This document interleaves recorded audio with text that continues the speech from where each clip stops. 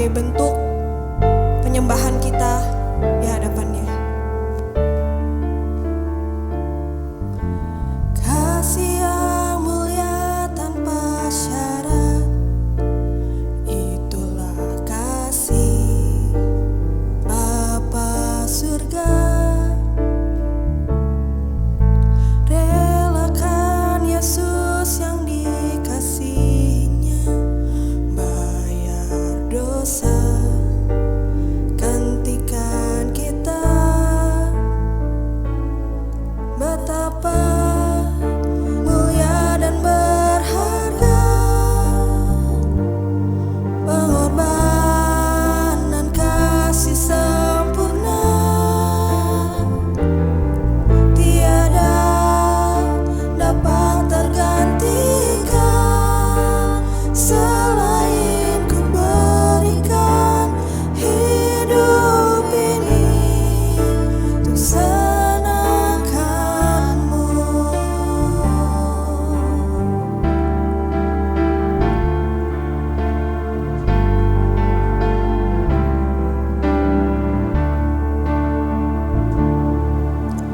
Kasih yang terima ku apa adanya, itulah kasih Bapa surga. Relakan Yesus yang dikasihinya bayar dosa, gantikan kita. Betapa mulia dan berharga pengorbanan kasih sempurna, tiada dapat tergantikan selain ku berikan hidup ini untuk senangkanmu.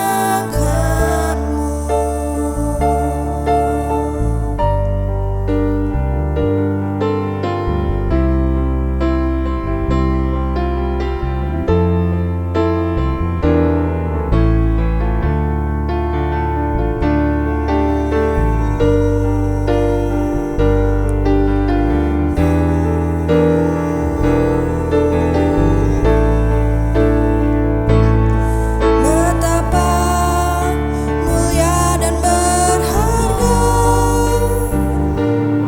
pengorbanan kasih sempurna,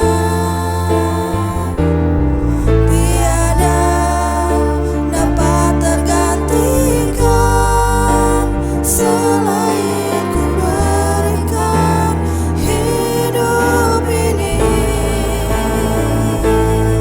Betapa mulia dan berharga pengorbanan kasih sempurna, tiada dapat tergantikan selain ku berikan hidup ini untuk senangkanmu.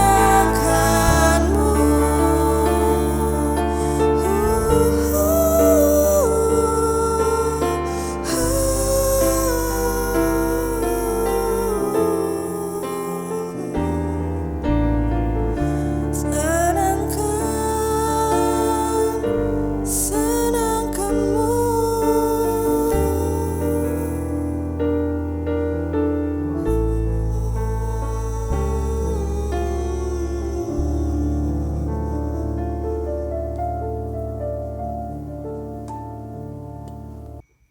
Mazmur 31 ayat 25. Kuatkanlah dan teguhkanlah hatimu, hai semua orang yang berharap kepada Tuhan. Mari jemaat Tuhan kita berdoa. Allah Bapa kami dalam kerajaan sorga, Tuhan, kalau pada hari ini kami berdoa untuk jemaat-jemaat-Mu Bapa yang memiliki usaha di bidang furniture, di bidang kafe, online dan lain-lain. Tuhan, Engkau memberkati mereka, apa yang mereka perlukan, apa yang mereka butuhkan Bapa, untuk perkembangan setiap usaha mereka Bapa. Engkau yang akan memenuhinya dan Tuhan akan memberikan ide-ide yang baru Bapa untuk perkembangan usaha mereka. Tuhan, kami juga berdoa untuk mahasiswa dan mahasiswi yang sedang melaksanakan tesis Bapa, ujian tesis Bapa. Engkau memberkati mereka dengan hikmat-Mu, dengan marifat-Mu Bapa. Mereka boleh memperoleh nilai yang terbaik yang dari Engkau Bapa. Dan Tuhan, kami juga berdoa untuk Pak Haryanto Bapa yang sedang melakukan kemoterapi Bapa. Engkau yang memberkati dokter-dokter yang untuk menanganinya dan Engkau memberikan imun yang baik Bapa untuk kesembuhannya Bapa. Kami percaya Bapa dengan bilur-bilur-Mu Bapa melalui dokter ini Pak Haryanto boleh sehat seperti sedia kala. Dan kami juga mengucap syukur Bapa untuk jemaat-jemaat-Mu yang berulang tahun di bulan September dan anniversary di bulan September Bapa. Engkau memberikan kesehatan, umur panjang, dan Tuhan memberkati keluarganya dengan damai sejahtera, sukacita. Keluarga ini boleh menjadi berkat bagi banyak orang Bapa. Dan kami juga mengucap syukur Bapa untuk pemulihan virus COVID-19 boleh semakin hari, boleh semakin menurun Bapa. Ini berkat campur tangan kasih-Mu Bapa, berkat kemurahan-Mu. Kami juga mengucap syukur Bapa untuk jemaat-jemaat-Mu dimanapun mereka berada. Engkau sudah memberkatinya, ini semua karena kebaikan-Mu dan anugerah-Mu Bapa dan serta kemurahan-Mu. Inilah doa dan permohonan kami, ucapan syukur kami hanya di dalam nama Tuhan Yesus Kristus. Haleluya. Amin. Firman-Nya berkata di Yesaya 41 ayat 10. Janganlah takut sebab aku menyertai engkau. Janganlah bimbang sebab aku ini Allahmu. Aku akan meneguhkan, bahkan akan menolong engkau. Aku akan memegang engkau dengan tangan kananku yang membawa kemenangan. Amin. Can go back to the beginning. Can control what tomorrow will bring. But I know here in the middle is the place where you promised to be.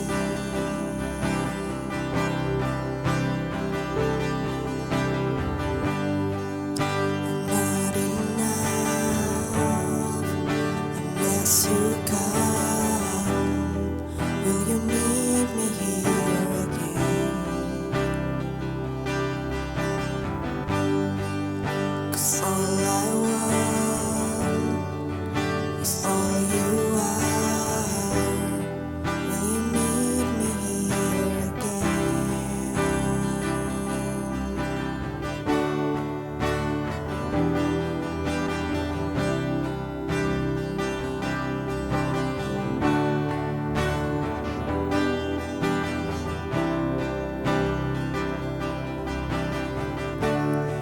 As I walk now through the valley,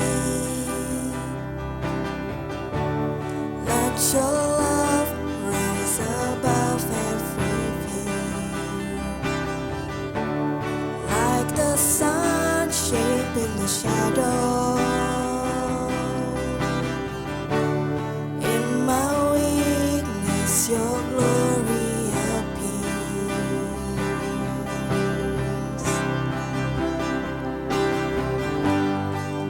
I'm not enough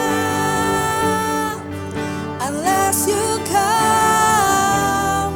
Will you meet me here again?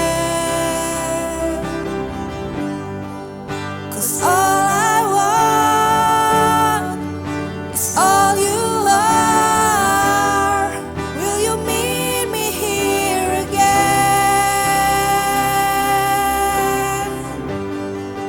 I'm not enough unless you come. Will you meet me here again? 'Cause all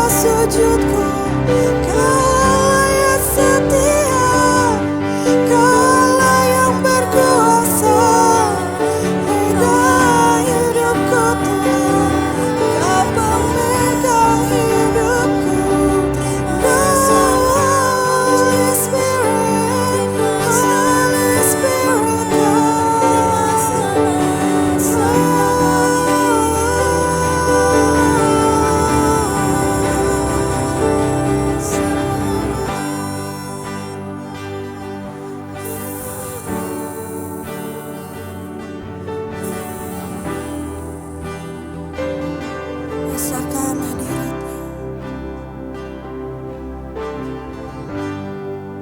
I'm not enough unless you come. Will you meet me here again? It's all I want, it's all you are. Will you meet me here again? I'm not enough unless you come. Will you meet me here again?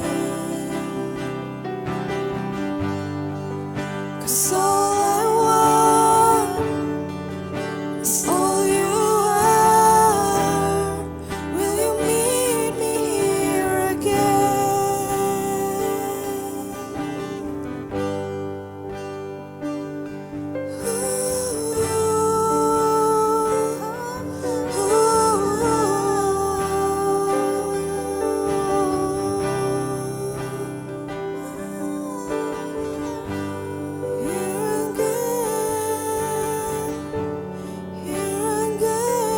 Lord Jesus, come into this place.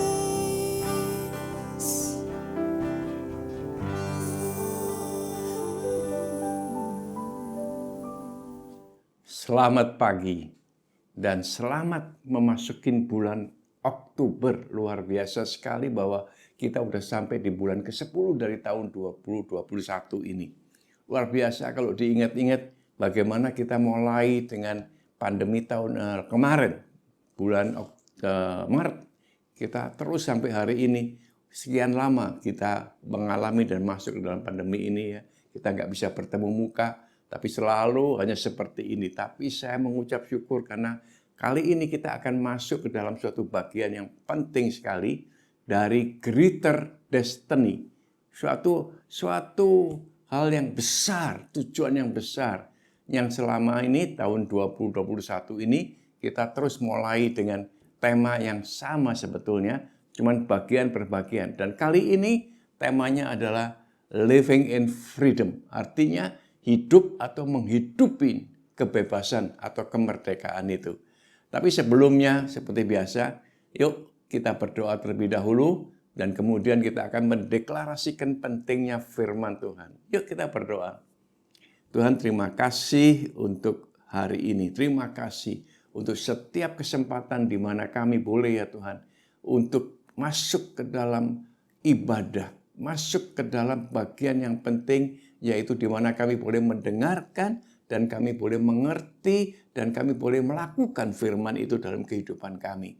Karena itu Tuhan, kiranya urapan yang khusus ya Tuhan terjadi buat seluruh umat-Mu yang mendengarkan, yang melihat, semua ini ya Tuhan menjadikan hati mereka terbuka dengan urapan khusus ini Tuhan.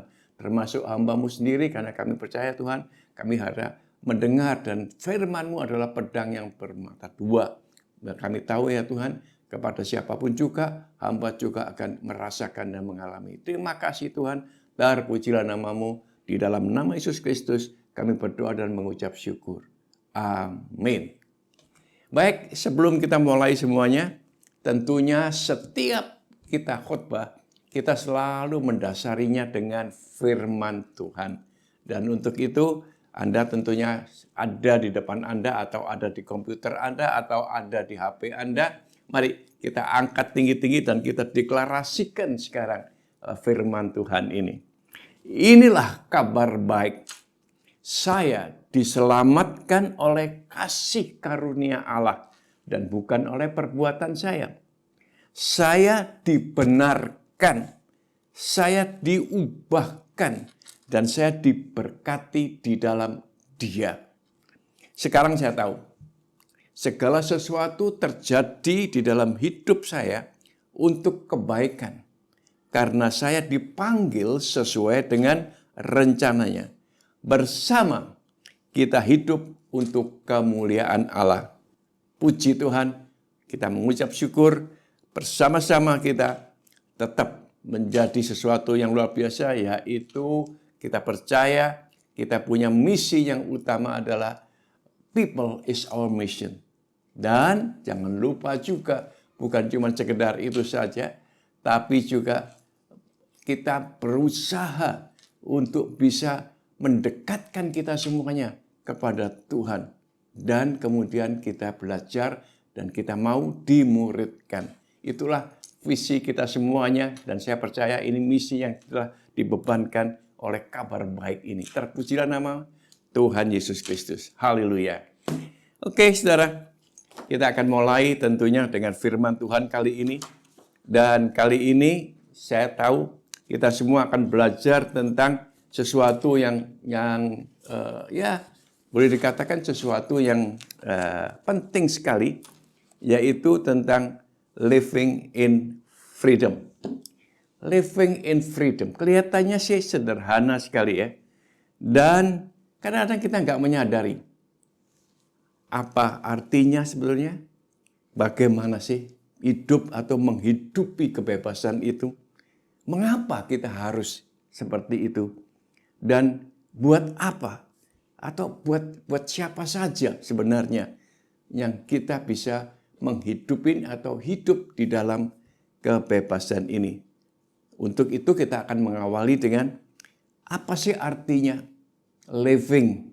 Ya, apa artinya living? Hidup artinya living, artinya bukan cuma hidup aja, tapi boleh dikatakan menghidupi. Ya, menghidupin apa? Menghidupin kebebasan itu, freedom, kebebasan, atau tepatnya adalah juga kemerdekaan kita. Nah, jadi bagaimana kita sekarang akan melakukan ini? Ini yang luar biasa kadang-kadang. Ternyata ada hal yang penting di dalam hal ini. Di samping kita mengerti tentang freedom, dan ini sudah dibicarakan, dikhotbahkan oleh demikian banyak selama sebulan ini, banyak hamba-hamba Tuhan membuka, menjelaskan, membeberkan apa artinya sebetulnya kebebasan yang dalam Tuhan atau kebebasan yang Tuhan kehendaki, ya. Tapi kali ini kita coba masuk. Bagaimana kita bisa menghidupi kebebasan ini? Bagaimana kita bisa berlaku sesuai dengan apa yang Tuhan berikan, yaitu kita dapat free will, kita dapat kebebasan. Free will semua benar-benar kehendak kita tuh dibebaskan. Waktu itu terjadi ketika Kejadian 2 ayat 7. Kita ingat waktu Tuhan menciptakan kita semuanya, dikatakan bahwa Tuhan mengembuskan nafas, Tuhan mengimpartasikan dirinya supaya kita menjadi segambar dan serupa. Termasuk di situ adalah free will, kehendak bebas ini. Sebenarnya sudah dari awal Tuhan tuh ingin sekali kita tuh mempunyai hal ini. Tapi kadang-kadang kita nggak mengerti. Kemudian kita mungkin ya seperti Adam dan Hawa dikasihkan kebebasan untuk sebetulnya tinggal di tempat yang luar biasa, di Firdaus, dan hanya dikasih tahu aja. Semua boleh, ini semua boleh kamu nikmati, hanya ada 2 pohon. Terutama pohon yang satu ini yaitu pohon mengenai pengetahuan yang baik dan jahat. Jangan kalau yang ini satu ini. Tapi kita tahu kemudian ada si ular itu yang mulai membisikkan, menipu dan juga memutarbalikkan, menyesatkan. Tapi akhirnya Hawa ambil juga buah itu. Dan kemudian diberikan kepada Adam dan mereka berdua makan. Dan kita tahu akibatnya. Kita tahu semuanya akibatnya mengenai buah daripada pengetahuan buah jahat dan baik ini tertanamlah, diimpartasikan dalam kehidupan Adam dan Hawa. Saya nggak meneruskan ini cuman saya menangkapnya seperti itu ya. Jadi di sini sekarang ada sesuatu yang sebetulnya Tuhan berikan. Meskipun free will itu diberikan, tapi ada sesuatu yang penting sekali. Tuhan ingin kita bisa memilih. Karena itu tema khotbah saya kali ini adalah yang mungkin berbeda dengan yang lain, ialah berbeda mengenai choose katanya ya, memilih, choose gitu ya, wisely ya. How to choose wisely ya. Jadi ini yang ingin saya sampaikan pada saat ini, karena penting sekali kita akan memilih dengan yang wisely, yang sebaik-baiknya. Kami percaya, kadang-kadang kita nggak sadar bahwa memilih itu keinginan Tuhan. Karena itu diberi kebebasan, tapi juga Tuhan ingin kita bisa memilih dengan benar. Ya, bagaimana kita bisa menghidupi ini, kita harus memilih dengan benar. Nah, di sini ada pilihan. Ya. Di sini ada pilihan. Ya. Nggak tahu, saudara. Ya, saya bukan gara-gara Coca-Cola, bukan. Tadinya saya pakai teh botol sebetulnya.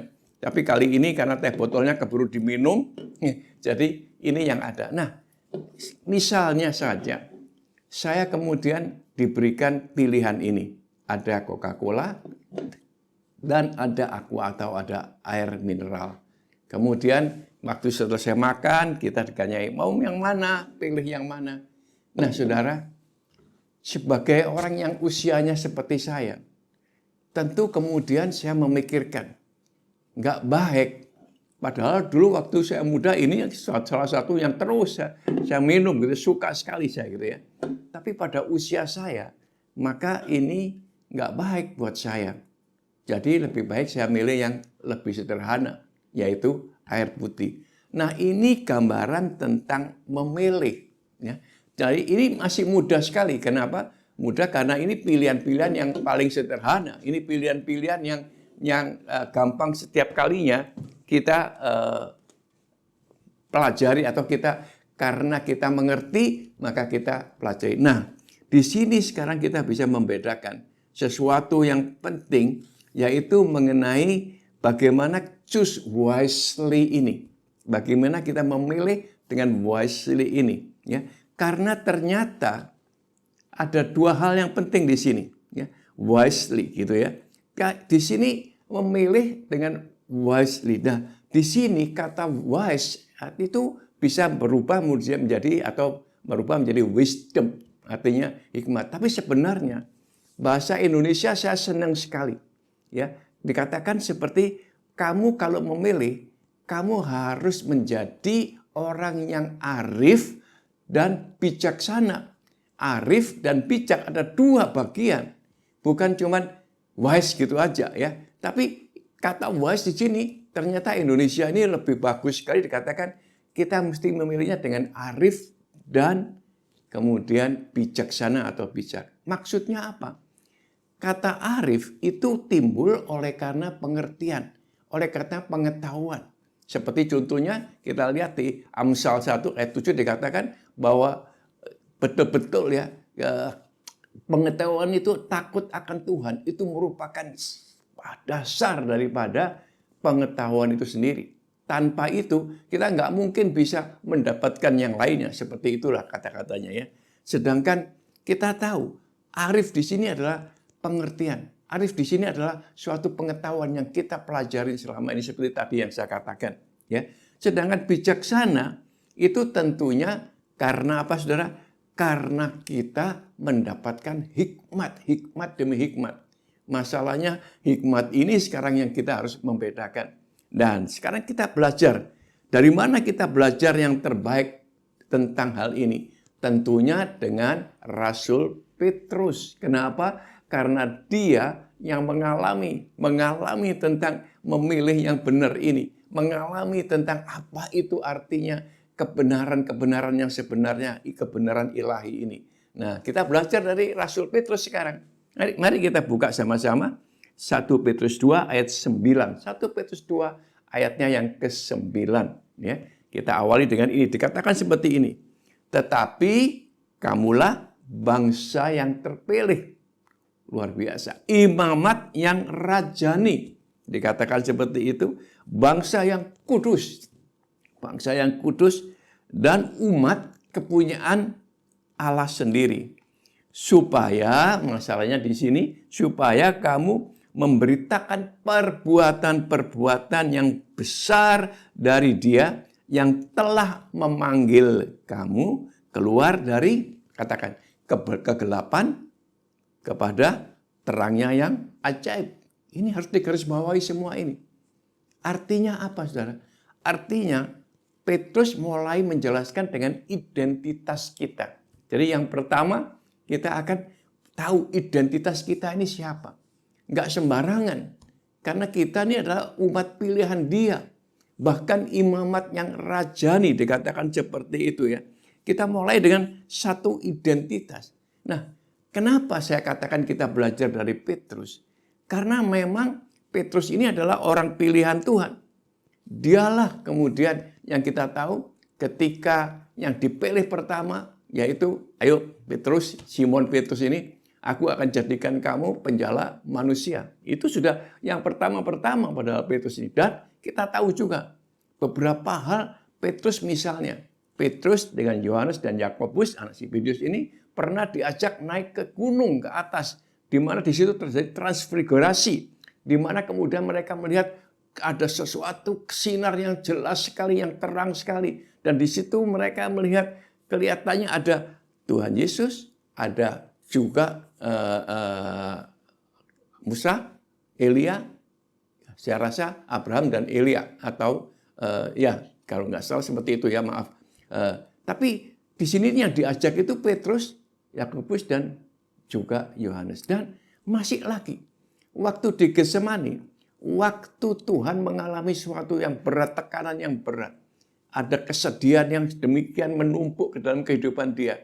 Dan ada juga misalnya bukan kesedihan aja, ada juga hal-hal yang membuat dia gentar.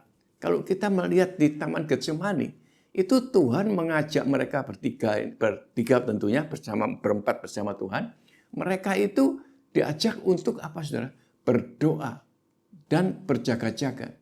Dan Tuhan mengatakan, kamu berdoa dan berjaga-jaga dengan aku.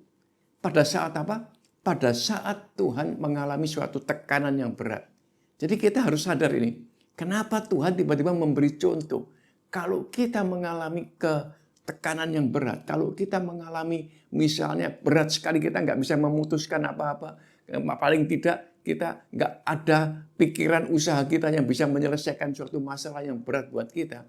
Sebenarnya Tuhan ingin mengatakan, ayolah bersama-sama berdoa. Sejam saja bersama dengan Dia tentunya. Karena kita tahu pada mulanya adalah firman bersama-sama dengan Dia. Dan kemudian kita tahu Dialah itu. Jadi dengan perkataan lain, firman dengan Tuhan itu sama sebetulnya. Nah, kapan itu terjadi? Kenapa Tuhan memberikan contoh seperti itu? Kita harus menyadari. Ya, kita harus menyadari bagaimana di Matius 18, ayat 19 dan 20. Tuhan juga mengatakan hal yang sama. Kalau 2-3 orang bersama-sama, kemudian dengan sehati di dalam nama Tuhan Yesus dan berdoa, maka pada saat kita bersama-sama itu kemudian Tuhan hadir. Ya, asal kita tahu bahwa kita berkumpul hanya di dalam satu-satunya nama, yaitu nama Dia. Dan ayat sebelumnya mengatakan, kalau kita sepakat dan sehati, kita bersama-sama lagi ya dengan Dia, maka Bapa di surga yang akan menjawabnya. Ini suatu hal yang penting yang diajarkan sebetulnya, identitas kita lebih dahulu. Identitas kita. Tapi setelah itu kita melihat, ini Petrus belajar betul dari sini ya. Di 2 Petrus 1 ayat 5 dikatakan seperti ini. Kenapa? Dia mengatakan, justru karena itu kamu harus dengan sungguh-sungguh berusaha untuk menambah kepada imanmu, kepercayaanmu kepada Tuhan itu menambah dengan kebajikan, dan kepada kebajikan adalah pengetahuan, dan pengetahuan kemudian penguasaan diri, dan setelah penguasaan diri ketekunan dan kesalehan, dan akhirnya kasih. Dan ini kita menjadi terus terang sesuatu hal yang Petrus ingin jelaskan, kita akan menjadi arif. Kenapa? Karena kita belajar bagaimana kebajikan itu sendiri, kemudian ditambah dengan pengetahuan, kemudian ditambah dengan penguasaan diri, itu membuat kita arif. Jadi yang pertama tadi, saya ingatkan yang pertama, Petrus mengajar tentang identitas. Dan baru kemudian dia mengajarkan tentang kearifan sebetulnya. Nah, kenapa hal ini terjadi? Karena Petrus mengalami sendiri. Dia sudah dekat dengan Tuhan, dia belajar dengan Tuhan, dia adalah pilihan Tuhan yang luar biasa. Tetapi pada suatu ketika Yesus ditangkap, dia ada di situ, dia sama sekali nggak ingat apa yang disampaikan oleh Tuhan, bahwa akan terjadi seperti ini pada hari, ya dikatakan dia akan ditangkap, diadili dengan orang-orang yang Farisi atau orang-orang yang kafir, ya. Kemudian dia nanti akan disalibkan. Wah, dia waktu itu juga dia marah. Jangan begitu Tuhan, nggak boleh itu dikatakan. Aku akan membela kamu. Wah, seperti itulah Petrus. Dan waktu Yesus ditangkap di Getsemani itu, sekali lagi kemudian dia pikir berjaga-jaga ini, dia bela. Dia potong telinga si pengawal itu. Sampai Yesus mengatakan, jangan begitu, bukan begitu. Dan dikembalikanlah telinga terpotong itu ke tempat yang sebenarnya, yaitu di pengawal itu. Petrus nggak mengerti. Bahkan akhirnya dia nggak sadar sama sekali ketika Yesus sedang diadili, dia menyangkal Yesus 3 kali. Padahal Yesus sudah mengatakan, nanti kamu akan menyangkal dan 3 kali nanti ayam berkokok kamu akan sadar. Benar juga.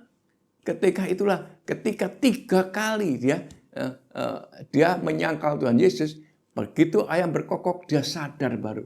Oh, ini dong yang disampaikan oleh Tuhan. Tapi dia masih belum bisa mengatakan apa-apa. Masih belum tahu persis apa sebetulnya panggilannya. Sampai Yesus mengatakan, ketika dia mengatakan dia bangkit dan dia kemudian datang kepada Petrus.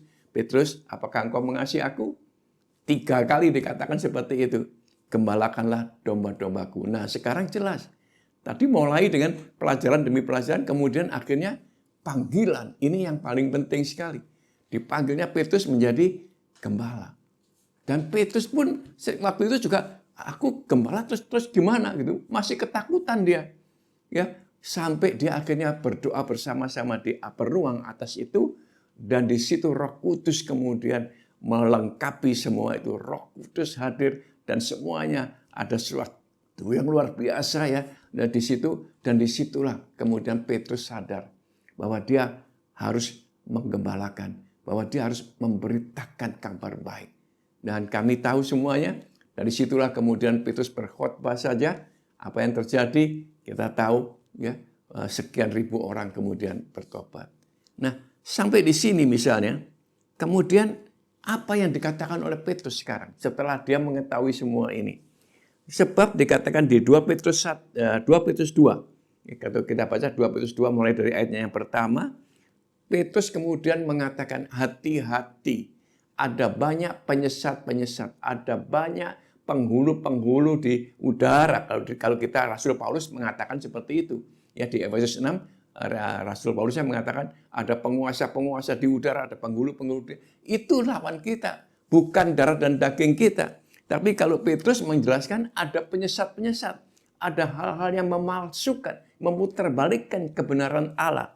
Baru kita tahu bahwa di sini sekarang, kemudian dikatakan di Yakobus, di sini kita mulai mengerti.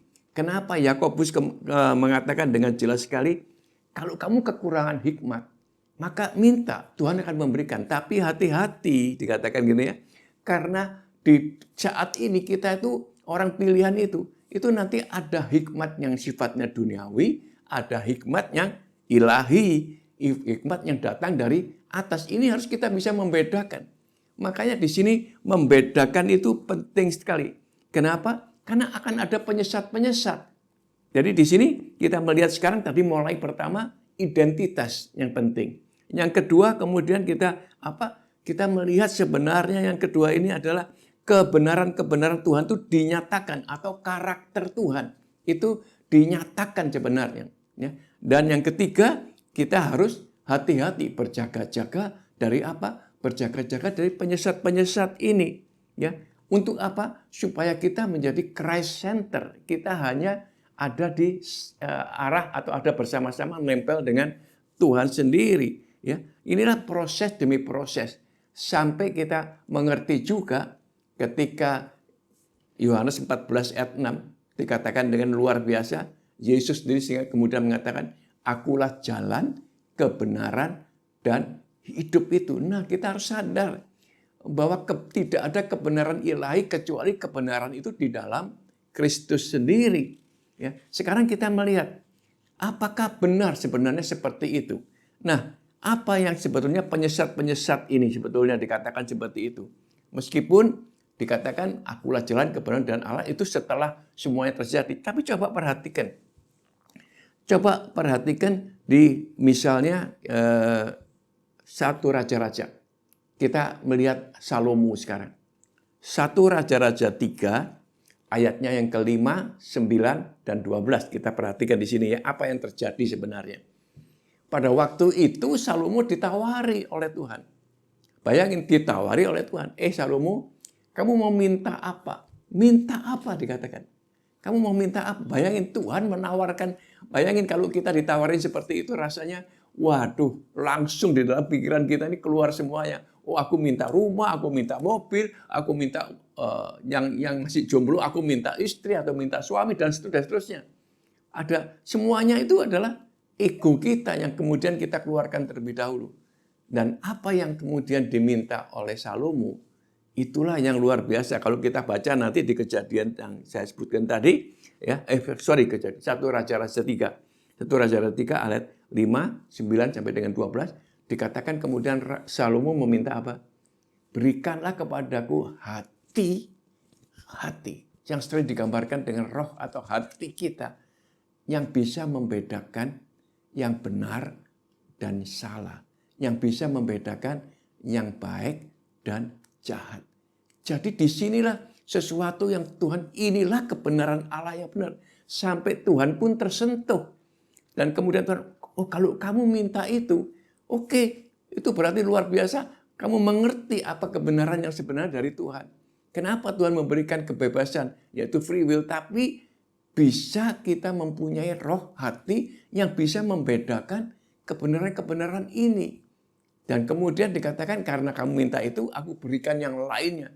Dan kita tahu tidak ada orang yang berhikmat ya sebelum Salomo dan sesudah Salomo seperti Salomo hebatnya tentang hikmat ini. Di sini kita mengerti sekarang apa yang dikatakan oleh Yakobus. Ada hikmat duniawi, ada hikmat yang datangnya dari atas, yaitu hikmat Allah ilahi. Kenapa? Karena hikmat duniawi sifatnya adalah apa, saudara? Egoistis. Sifatnya adalah kesombongan. Sifatnya adalah melawan kebenaran-kebenaran Allah. Itu hikmat duniawi. Sedangkan kalau hikmat-hikmat surgawi itu jelas sekali menjadi ketaatan penurut dan menjadi ketaatan kepada Tuhan sendiri. Kita berusaha sesuai dengan karakter-karakter Kristus sendiri. Disitulah hikmat-hikmat itu muncul.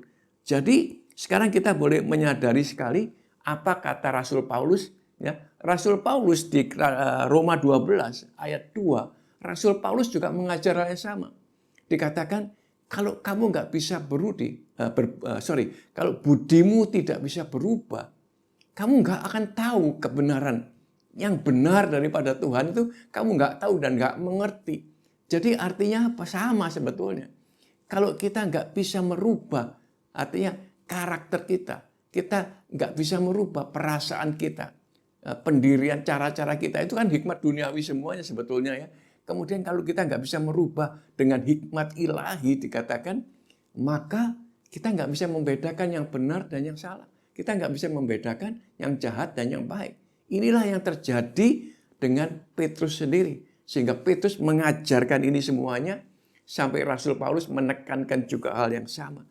Jadi hari ini sebetulnya saya ingin menyampaikan sesuatu, yaitu apa artinya sebetulnya memilih atau choose atau memilih dengan wisely ini yang berkaitan dengan kita menghidupi kebebasan ini. Ini suatu kesimpulan sebetulnya dari apa yang saya sampaikan pada pagi hari ini. Ini yang menjadi kesimpulan. Jadi bagaimana kita bisa sebenarnya living in freedom, kebebasan Tuhan yang diberikan kepada kita dan kita bisa menghidupinya. Kita harus bisa memilih dengan wisely, memilih dengan betul-betul nomor satu, kearifan, memilih bahwa kita tahu identitas kita. Yang pertama adalah yang diajarkan oleh Petrus adalah siapa kita sebenarnya. Identitas itu harus jelas sekali. Siapa kita menjadi umat pilihan Allah, menjadi orang-orang yang benar-benar akan dipakai oleh Tuhan. Itu penting sekali. Jadi kita harus bisa memilih dengan arif.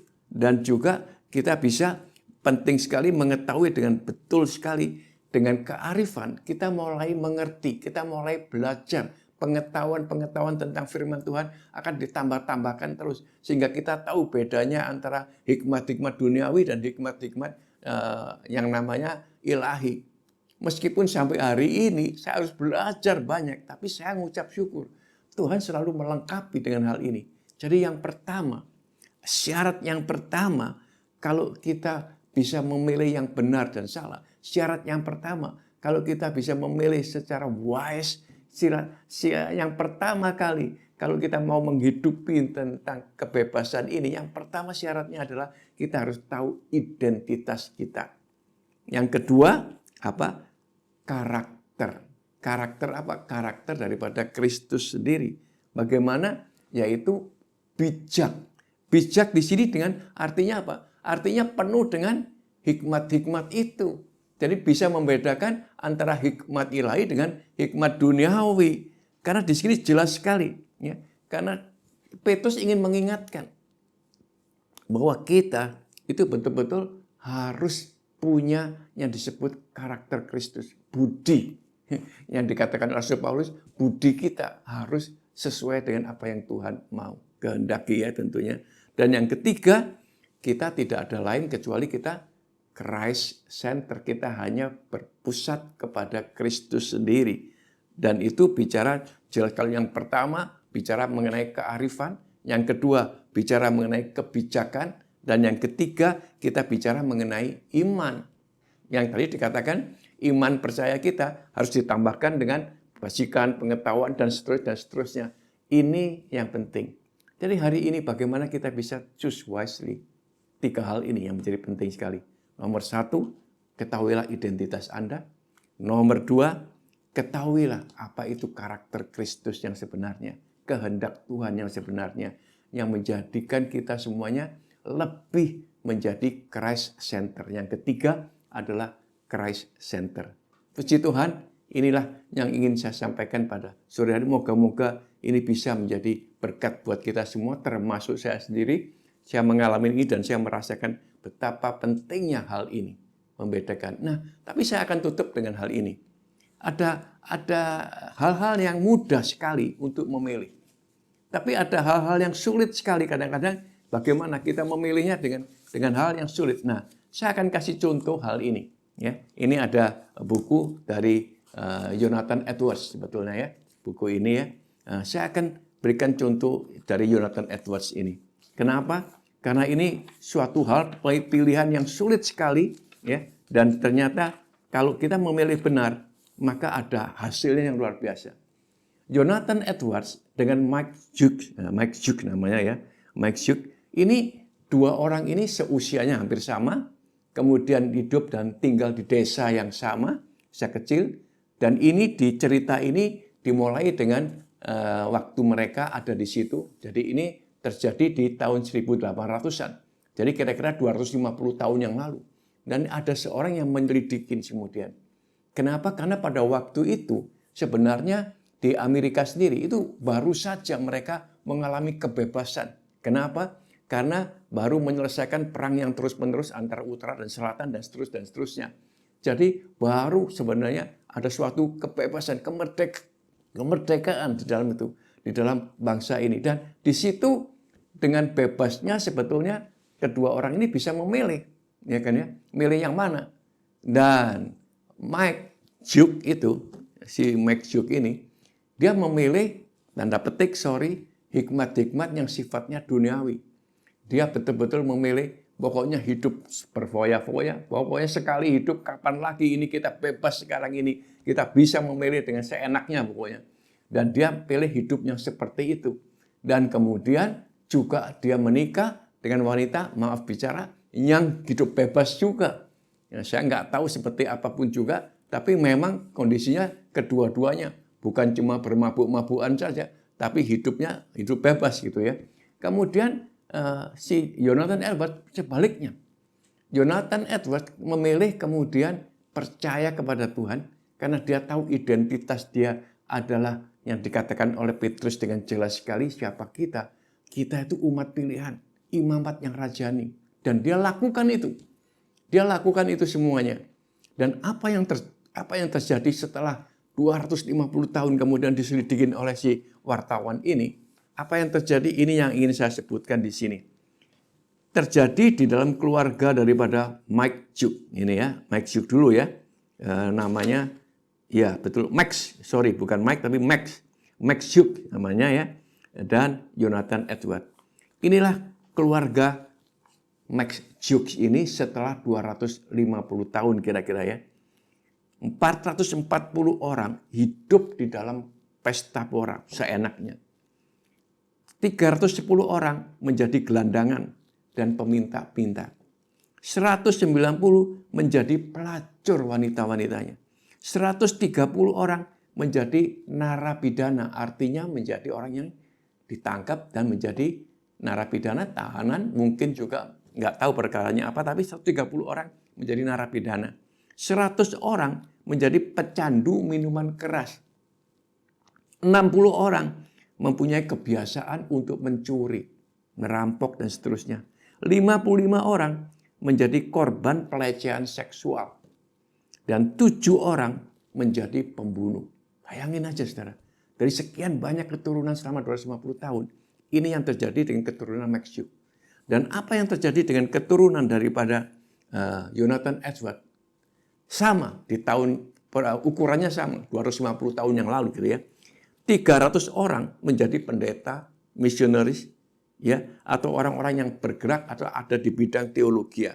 Guru besar teologi lah, kayak gitu. 300 orang. 120 orang menjadi profesor di dalam akademi masing-masing. Entah profesor apa saja, ilmu apa saja, tapi di universitas mereka menjadi profesor. 120 orang. 110 orang itu menjadi pengacara. Lebih dari 60 orang menjadi dokter. 60 orang kemudian lebih dari 60 orang lain lagi itu menjadi orang-orang yang menulis pengarang buku, penulis buku yang bermutu. 30 orang menjadi hakim, 14 orang menjadi rektor universitas, dan banyak mereka tuh menjadi entrepreneur atau pemilik-pemilik pabrik yang besar di Amerika. 3 orang menjadi kongres atau kalau di kita menjadi parlemen atau DPR kita. Ya. Menjadi kongres Amerika 3 orang dan 1 orang menjadi wakil presiden Amerika Serikat. Saudara, hanya kita memilih sesuatu yang benar. Itu ternyata berurutan sampai kemana-mana.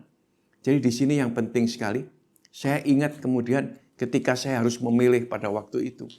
Ketika saya harus memilih bagaimana saya harus memilih antara kota Cirebon ini dengan Surabaya. Karena pada waktu itu saya juga pernah gitu ya, ada di Surabaya beberapa lama, sebetulnya total semuanya 2 tahun. Gitu. Tapi saya akan bolak-balik bersama dengan satu hamba Tuhan.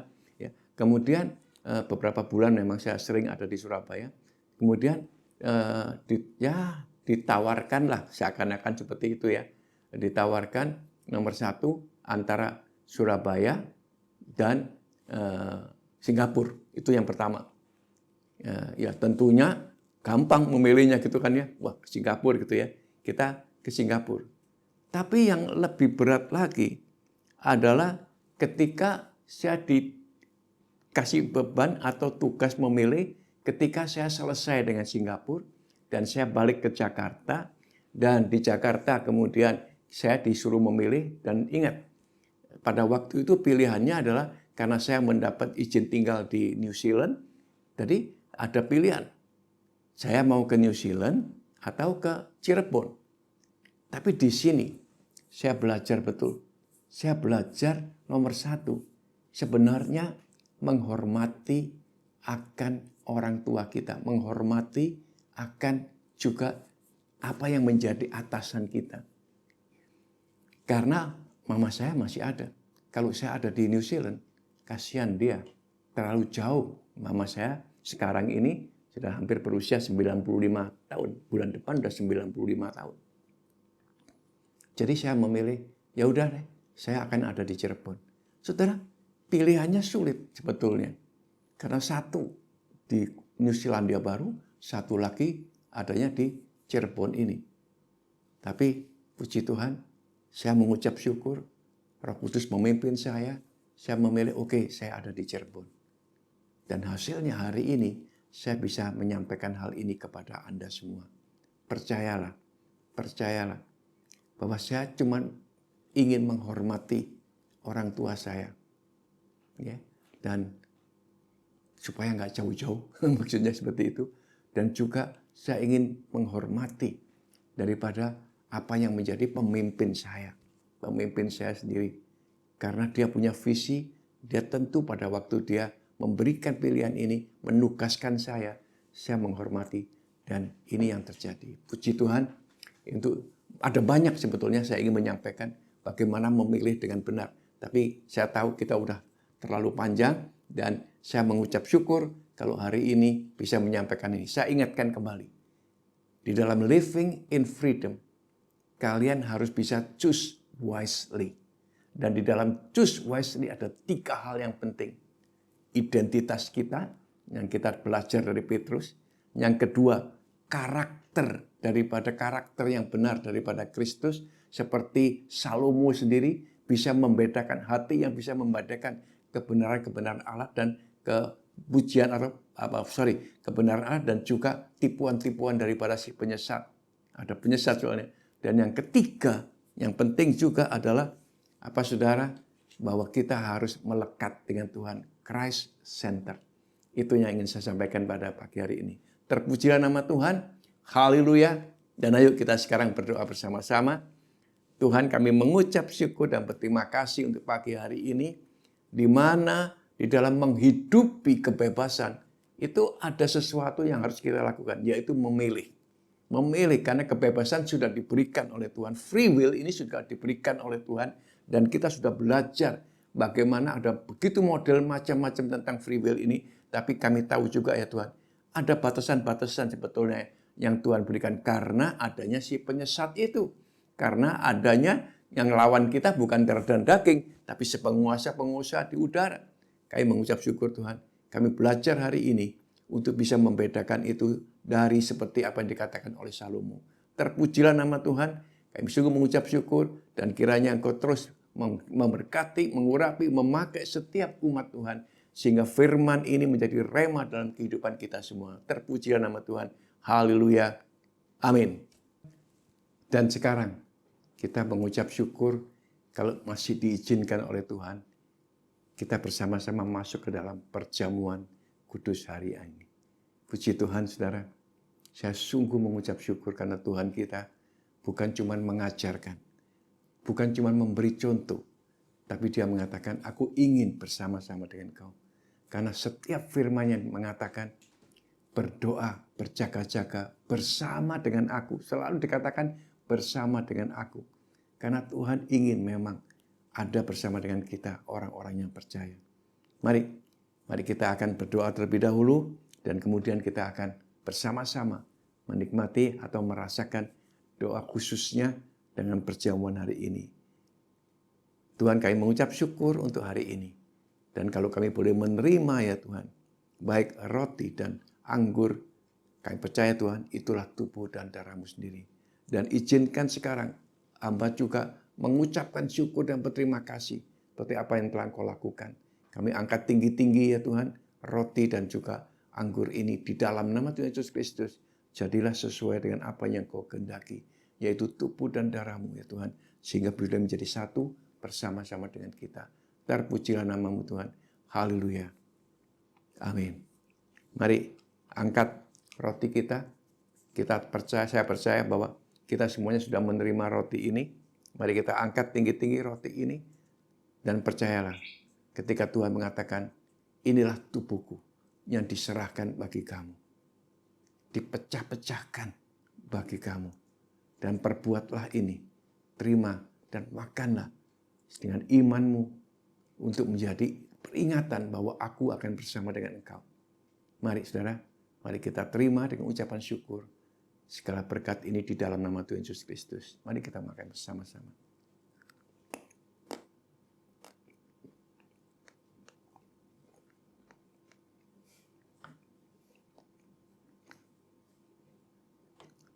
Saya percaya juga bahwa Anda semua sudah menerima atau ada dengan anggur-anggur ini. Mari ya, kita angkat tinggi-tinggi anggur tangan kanan kita. Tidak cukup hanya tubuhnya, tapi dia mengatakan, ketika dia mengambil cawan ini, dia mengatakan, inilah darahku yang ditumpahkan bagi kamu sebagai meterai akan perjanjian baru yang diulang, diingatkan oleh Tuhan. Siapa kita sebenarnya? Kemudian apa yang menjadi kebenaran-kebenaran Allah dan bagaimana kita menghidupinya. Percayalah, terimalah. Di dalam nama Tuhan Yesus Kristus, mari kita minum bersama-sama.